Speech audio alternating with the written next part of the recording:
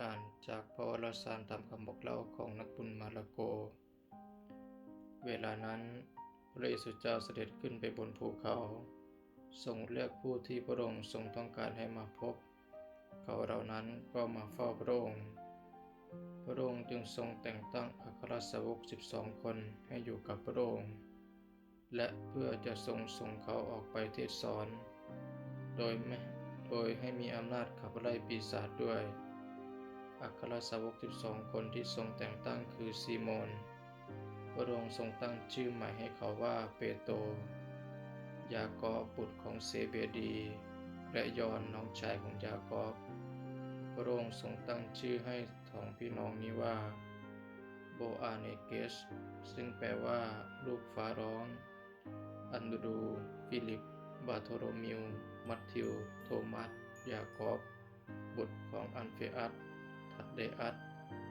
ซีโมนจากกลุ่มชาตินิยมและยูดาสอิสคาริโอต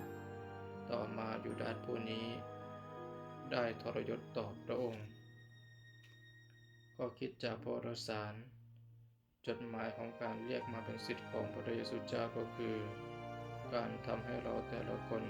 เป็นเพื่อนกับพระองค์เราไม่เรียกท่านว่าเป็นผู้รับใช้อีกต่อไปเราเรียกท่านเป็นมิตรสหายซึ่งวางอยู่บนการแลกเปลี่ยนความรู้ศักดิ์สิทธิ์ก่อนอื่นคือความรู้ถึงพระธรรมชาติพระเจ้าของพระองค์ต่อมาคือความรู้เกี่ยวกับพระเจ้า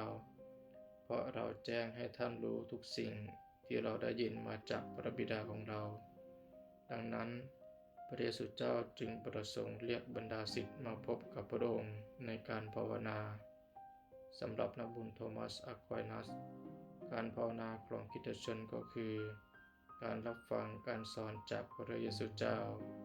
ดังที่พระองค์ได้ขับไล่พวกพ่อค้าออกจากพระวิหารเพราะพระวิหารเป็นบ้านแห่งการภาวนาแต่ในพระวิหารนั้นพระองค์ไม่ได้ภาวนาแต่ทรงสอนอยู่ที่นั่น